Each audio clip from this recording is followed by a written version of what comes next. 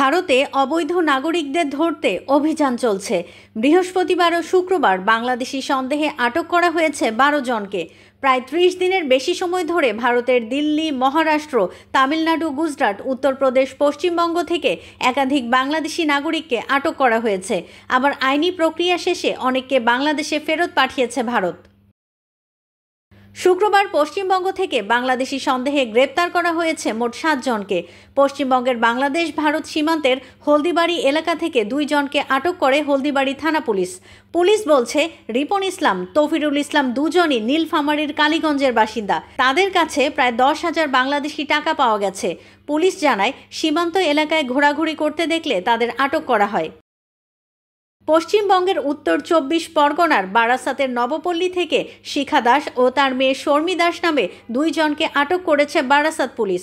তাদের বিরুদ্ধে অভিযোগ, তারা ভুয়া নথি দিয়ে ভারতীয় আধার কার্ড, ভোটার কার্ড তৈরি করে দীর্ঘদিন ধরে নবপল্লী এলাকায় বসবাস করছে। এছাড়াও নদিয়া জেলার হাঁসখালী থানা এলাকা থেকে বাংলাদেশি অনুপ্রবেশকারী সন্দেহে অভি মিয়া, সুজন মিয়া, তানিয়া আক্তার নামে 3 জনকে আটক করা হয়েছে। মহারাষ্ট্রের উল্লাসনগরে অভিযান চালিয়ে অবৈধ অনুপ্রবেশের অভিযোগে বাংলাদেশি সন্দেহে 3 নারীকে আটক করেছে অপরাধ দমন শাখা। অন্যদিকে গুজরাটে ভুয়া ভারতীয় পরিচয়পত্রে বসবাস করা ইউসুফ সর্দারকে গ্রেপ্তার করা হয়েছে। পুলিশ জানিয়েছে, দালালকে মাত্র 1000 টাকা দিয়ে পশ্চিমবঙ্গের বনগাঁও সীমান্ত দিয়ে ভারতে প্রবেশ করেছিলেন তিনি। নড়াইলের বাসিন্দা 27 বছর বয়সী ইউসুফ গত কয়েক বছর ধরে গুজরাটের সুরাটে বসবাস করছিল। কেরালার পেরামভাবুর এলাকা থেকে বাংলাদেশি সন্দেহে এক নারীকে গ্রেপ্তার করেছে পুলিশ। তসলিমা নামের ওই নারী বিহারের এক ব্যক্তির সঙ্গে বসবাস করছিলেন।